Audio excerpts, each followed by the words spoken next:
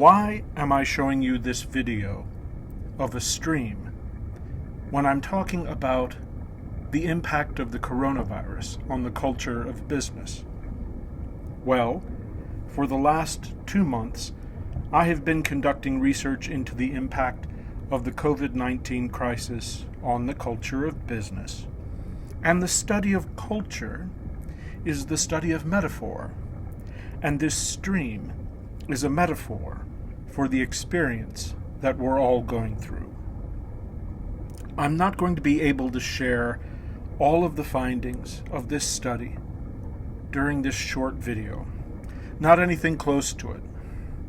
Instead, what I want to share with you in this moment are just a couple of the most surprising things that I discovered during this study.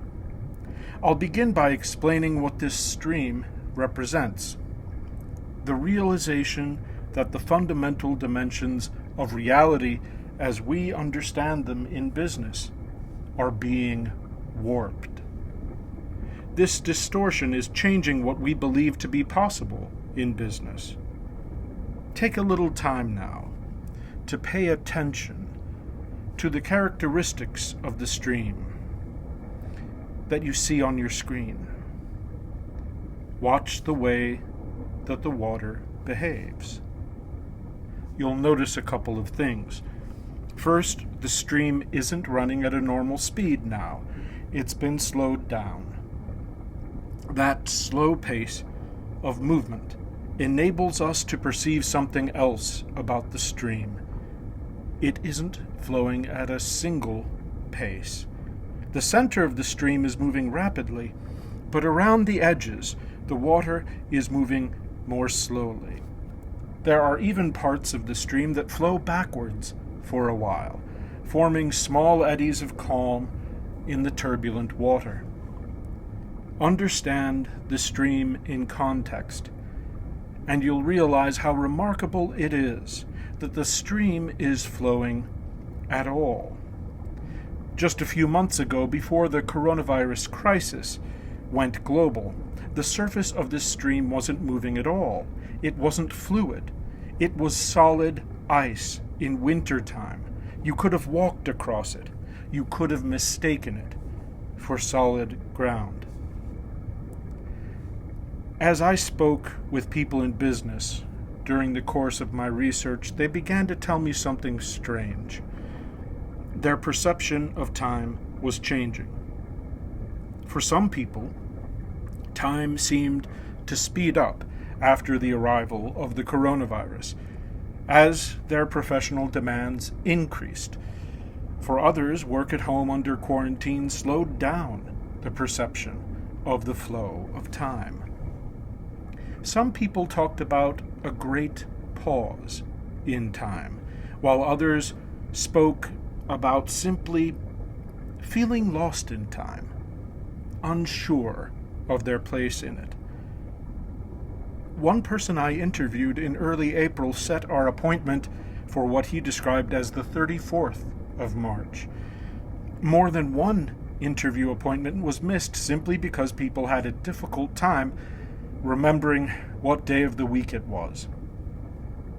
What's most interesting about this disorientation in time is that business people's perceptions of the distortion of time were not all the same. The commonality was that time was not behaving normally, but the specific form of its abnormality was not uniform. Under COVID-19, time has become subjective, experienced individually.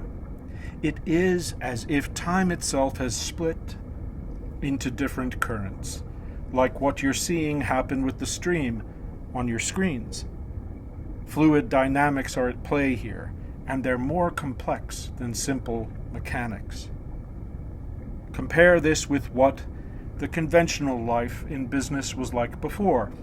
It used to be, before the arrival of COVID-19, that time was perceived as something uniform, especially in the business world. The digital economy and the industrial economy before that depended upon it. Time was universal and precise. The only concession that business culture made to the possibility of the relativity of time was to divide the world up into time zones. Nonetheless, the flow of time within those zones was uniform, unchanging. Every minute, every second, every day was the same, no matter where or when it passed. It was business culture that invented universal time in the first place to ensure that communications, transportation, and trade could be more predictable. Time became a commodity, an interchangeable part, something that could be bought and sold like soybeans, managed with a machine. This precise management of time became possible because of the invention of precise clocks, which in turn made it possible for Albert Einstein to react against the mechanical model of business time in his declaration of the relativity of time and space.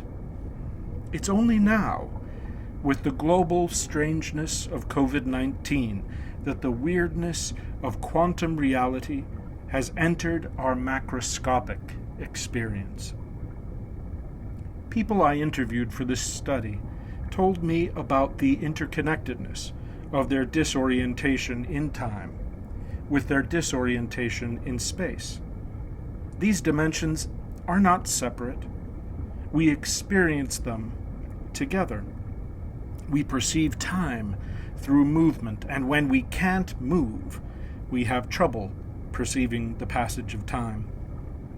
So it is that the global experience of business people being forced to stop their routines of commuting and business travel, confined to their homes, is constricting their sense of space and altering their sense of time simultaneously. What's more, we are experiencing different flows of time even in the same space, as we switch quickly between professional and domestic roles, hopping on and off the screen several times a day, living in multiple realities at once. Time and space are not simply objective realities out there in the world, capable of quantitative measurement with digital devices. They are also psychologically and culturally subjective constructions.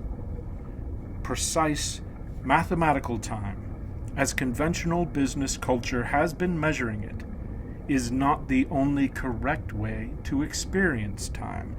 It's a cultural choice, supporting the creation of certain forms of business, tightly regulated, efficient enterprises controlled by central authorities.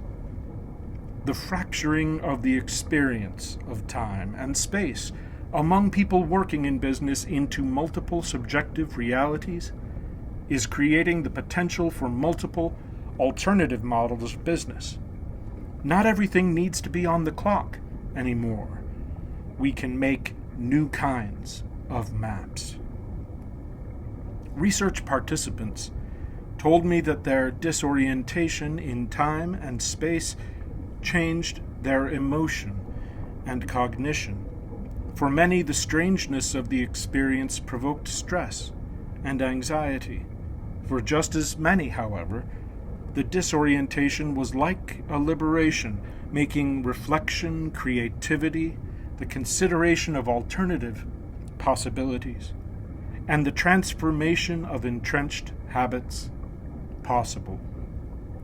It isn't just the perception of time and space that has been distorted during the pandemic.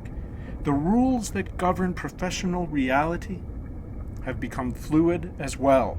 Businesses cannot work like they used to, but people in business can do things that they never did before. Participants in the study used words like fluid, flow, and liquefying to describe their professional lives under COVID-19. I did not intend to study the experience of consumers as a part of this research, But the people I interviewed are, of course, consumers as well as producers. They described a similar disorientation and melting in their habits of consumption. The coronavirus crisis isn't just transforming the culture of business, it's changing commercial culture as a whole. And it isn't just our working lives, but the marketplace as a whole that's been disrupted. With empty grocery store shelves and oil selling at below $0 per barrel, once solid brand positions and relationships are now fluid, moving in unpredictable ways.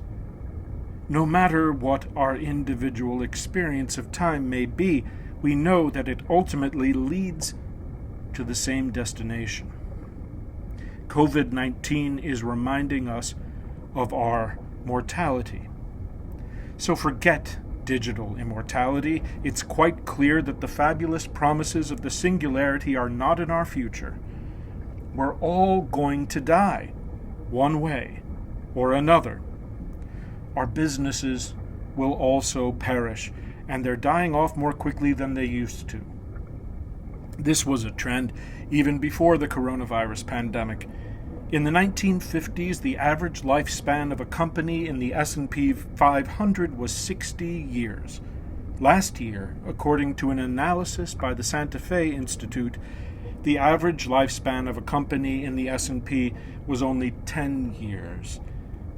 The statistics are not yet available, but surely this trend has accelerated. Death was a common theme in the interviews, though the subject was approached from two very different angles. Many people talked about the need to avoid the loss of life, but others talked about the benefits of a surrender to our mortality. It wasn't that they celebrated the large number of fatal infections with coronavirus. They mourned these deaths and their social impact. However, they regarded the crisis as an important reminder to focus on our quality of life rather than on mere survival. Their advice was this: memento mori, remember death every day in order to keep in mind the precious value of the life that remains. They hold the threat of death from COVID-19 as an object of meditation, provoking them to ask the most vital questions. How do we want to live, knowing that we will die? What do we want to accomplish with our businesses before they fail? The people I spoke to for this study made one thing clear. There's a great deal of destruction coming from COVID-19, but there's also an opportunity for the transformation of the culture of business that comes along with that. Nobody knows what's going to happen next. Anybody who is making specific predictions about the marketplace right now doesn't know what they're talking about. That doesn't mean that we are powerless. So take a look at this stream again. Imagine yourself in a canoe on the stream that you see on your screen. A good canoeist will often save energy by riding with the currents going downstream, but will always have a paddle ready to change direction when necessary. The future is fluid. We have the power to choose where we go.